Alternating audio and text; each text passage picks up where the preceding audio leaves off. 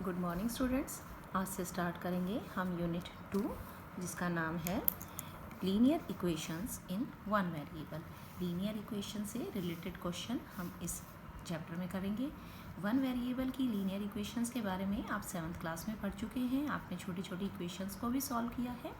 इस एक्सरसाइज में first exercise में लास्ट ईयर वाली जो इक्वेशन थी उन्हीं के जैसी इक्वेशंस हैं छोटी छोटी, जिन्हें हमें सॉल्व करना है। ठीक है, हम क्वेश्चंस को सॉल्व करते जाएंगे और उनके जो मेथड हैं उनको भी देखते जाएंगे और समझते जाएंगे। फर्स्ट क्वेश्चन है x - 2 = 7। एक तो लीनियर इक्वेशंस जो होती हैं वो क्या होती हैं, अलजेब्रिक एक्सप्रेशंस होते हैं जिनमें इक्वालिटी का साइन होता है। ठीक है, कोई भी अलजेब्रिक एक्सप्रेशन होना चाहिए, यानी कि उसमें कोई भी अननोन वेरिएबल हो, कोई भी अल्फ़ाबेट हो और बीच में इक्वल टू का साइन भी ज़रूर होना चाहिए, तो वो हमारी इक्वेशन बन जाती है। और लीनियर इक्वेशन का मतलब होता है कि वहाँ पर जो भी वेरिएबल है उसकी पावर 1 होनी चाहिए। जैसे इसके ऊपर कुछ नहीं लिखा, इट मीन्स 1 पावर है इसकी। तो इस तरह की इक्वेशंस को हम यहाँ पर सॉल्व करेंगे। फर्स्ट पार्ट है x - 2 = 7। यहाँ हमें x की वैल्यू फाइंड आउट करनी है। आप 7th क्लास में भी इस तरह के क्वेश्चन कर चुके हैं। इक्वल टू के साइन से पहले जो डिजिट माइनस की हो वो दूसरी तरफ जाकर प्लस की हो जाती है, यानी कि अगर हमें x की वैल्यू निकालनी है तो इस -2 को हम उधर ले जाएंगे और ये प्लस का 2 बन जाएगा और 7 और 2 हो गए 9, तो x की वैल्यू आ गई 9। तो इक्वेशंस जब हम सॉल्व करते हैं तो इन रूल्स को फॉलो करते हैं। जो डिजिट एक तरफ माइनस में होती है दूसरी तरफ जाकर प्लस हो जाती है, और एक तरफ अगर प्लस की है तो दूसरी तरफ जाकर माइनस हो जाती है। इसी तरह से मल्टीप्लाई डिवाइड में होता है, जो आगे के क्वेश्चंस में हम देखेंगे। अब देखते हैं question number 2। Question number 2, y + 3 = 10। देखिए यहाँ पर 3 जो है ऐड हो रहा है, अल्फ़ाबेट कोई भी आ सकता है, x, y, z कोई भी अल्फ़ाबेट यूज़ हो सकता है। y + 3 = 10 इक्वेशन है इस क्वेश्चन में। अब ये 3 इस तरफ प्लस का है, इसे दूसरी तरफ ले जाएंगे तो ये माइनस का हो जाएगा। y = 10 - 3। 10 में से 3 को सब्ट्रैक्ट करेंगे तो 7 आ जाएगा, तो y की वैल्यू हो गई 7। क्वेश्चन नंबर 3 है 6 = z + 2। यहाँ पर वेरिएबल राइट हैंड साइड पर आ गया। मोस्टली जो वेरिएबल होता है, अननोन वैल्यू होती है, वो लेफ्ट हैंड साइड पर होती है, लेकिन घबराने की कोई ज़रूरत नहीं है। जो हमारे रूल्स हैं उनको फॉलो करके हम क्वेश्चन को इजीली सॉल्व कर लेंगे। ये 2 प्लस में है, दूसरी तरफ जाकर माइनस का हो जाएगा, क्योंकि हमें तो z की वैल्यू निकालनी है, जो हमारा अननोन वेरिएबल है उसकी वैल्यू निकालनी है हमें। तो 6 - 2 हो गया, 6 में से 2 बच गए तो ये 4 बचेंगे, तो z की वैल्यू आ गई 4।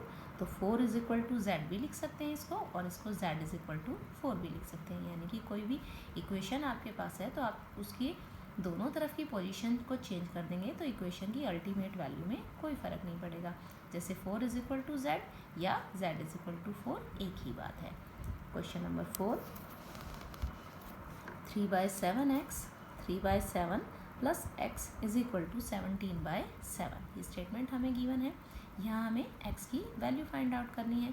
ये 3/7 के आगे कोई साइन नहीं है, इट मीन्स ये किसके ये प्लस की डिजिट है, तो जिस भी डिजिट के आगे कोई भी साइन ना हो तो उसको किसका माना जाता है, प्लस का माना जाता है। अब इस 3/7 को दूसरी तरफ ले जाएंगे तो ये माइनस का हो जाएगा। x = 17/7 - 3/7।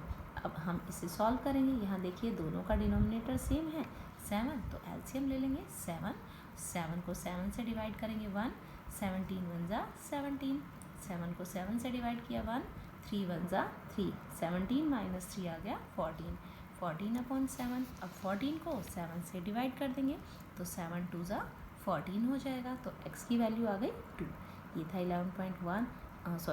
2.1 एक्सरसाइज का क्वेश्चन नंबर 4। अब देखते हैं क्वेश्चन नंबर 5।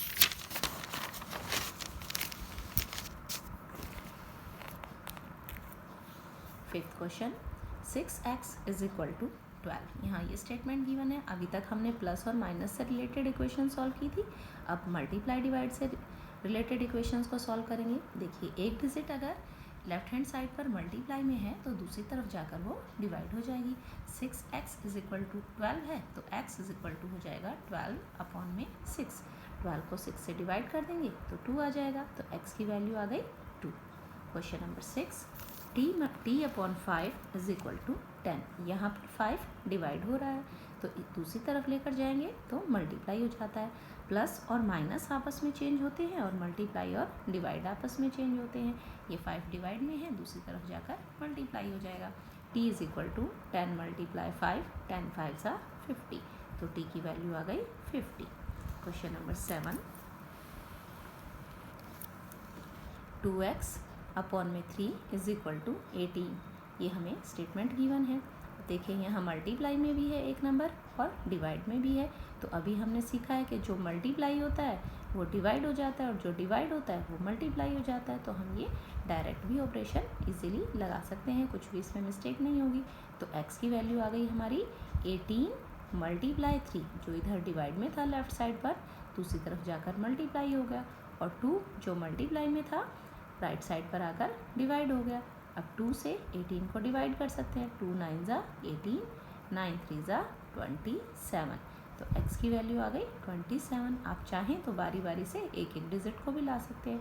एक स्टेप में आप 3 को ले आइए, अगले स्टेप में 2 को ले आइए। तो आप और चाहें तो एक साथ भी इसको ला सकते हैं, दोनों में कोई भी फ़र्क नहीं पड़ेगा आंसर से। Question number 8, 1/6 is equal to y upon में 1/1.5। ये स्टेटमेंट हमें गिवन है। देखिए y फिर यहाँ से राइट साइड पर आ गया हमारा वेरिएबल, y की वैल्यू निकालनी है। इस 1.5 को जो यहाँ डिवाइड में है दूसरी तरफ ले जाएंगे तो मल्टीप्लाई हो जाएगा।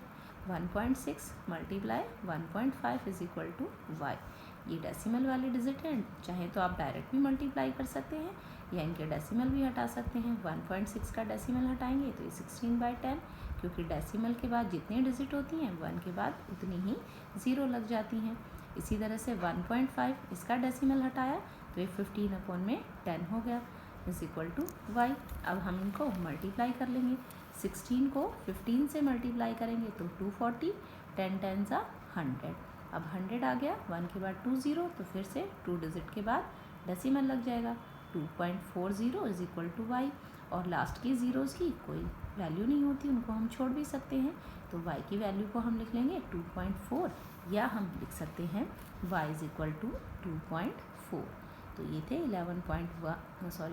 2.1 एक्सरसाइज के क्वेश्चन नंबर 1 to 8।